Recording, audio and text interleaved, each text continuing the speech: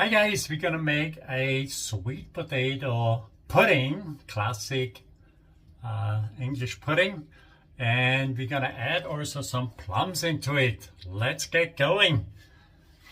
We have dry ingredients we're gonna combine right here. Follow the recipe. This is a lot about the spices that we're putting in, and you want to just make sure you're mixing the dry ingredients properly, just like this. You have like clumps of sugar in there. You really want to push this through properly. That's sort of the key here. Now, all these recipes come with a lot of dried fruits. But the way we're doing dried fruits, we're using the smart ones. We use barberries. We use goji berries. Look at that. They've been soaked, okay? All this nice dried fruit, we're going to put in a bowl. Let them soak until they really soak off the water. Drain them off. Plums are superfood right here.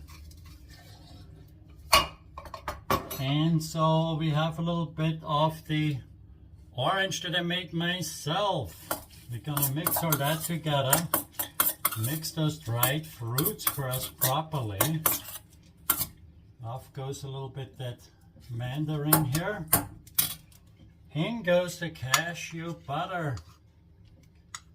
The cashew butter is really to replace the suet. So everybody who reads the classic recipe, we have all seen them, right? They're even with the worst of the fats, and we're gonna replace them with the healthiest. Then I have mulberry molasses here. Another little step. Find the molasses that works for you.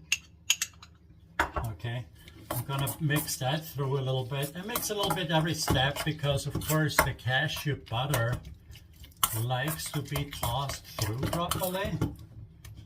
And then I use my sweet potato puree. I've just baked it myself. I always bake that and freeze that. Look at my other recipes. You know already, you can always have some on hand. And last, we're gonna add in a little milk so it's not too heavy. I mix it first with my spoon here.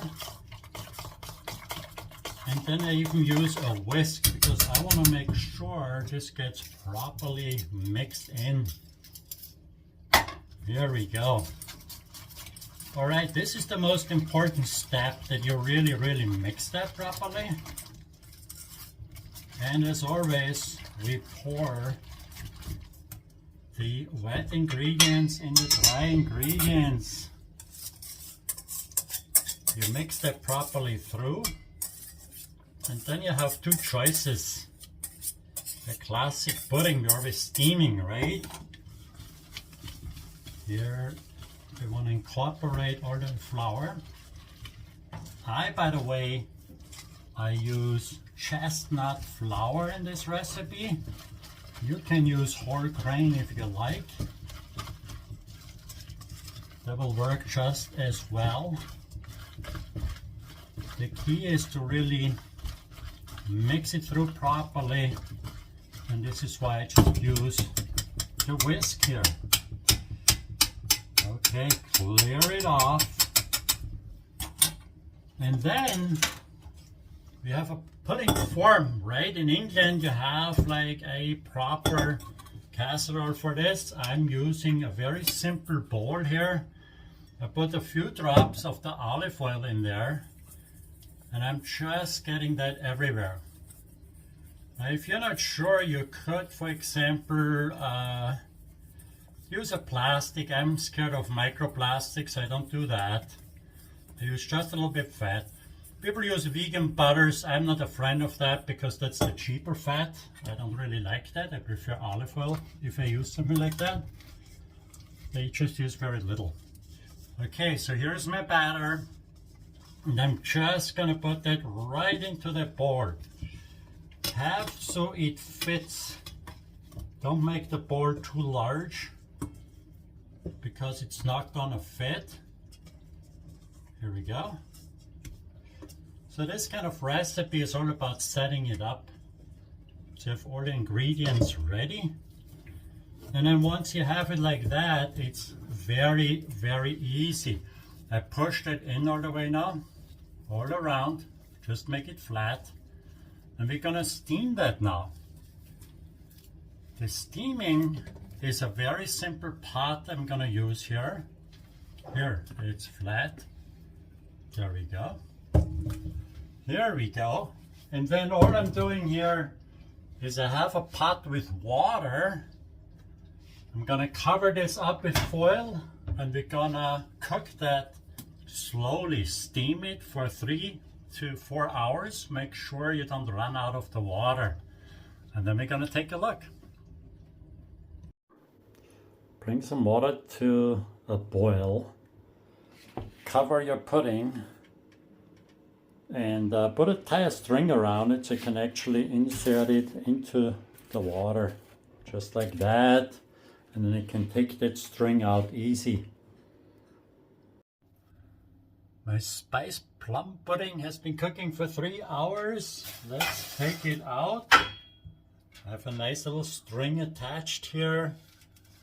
Carefully take it out. There's a little water steam on the side. All right. We're gonna cut the string.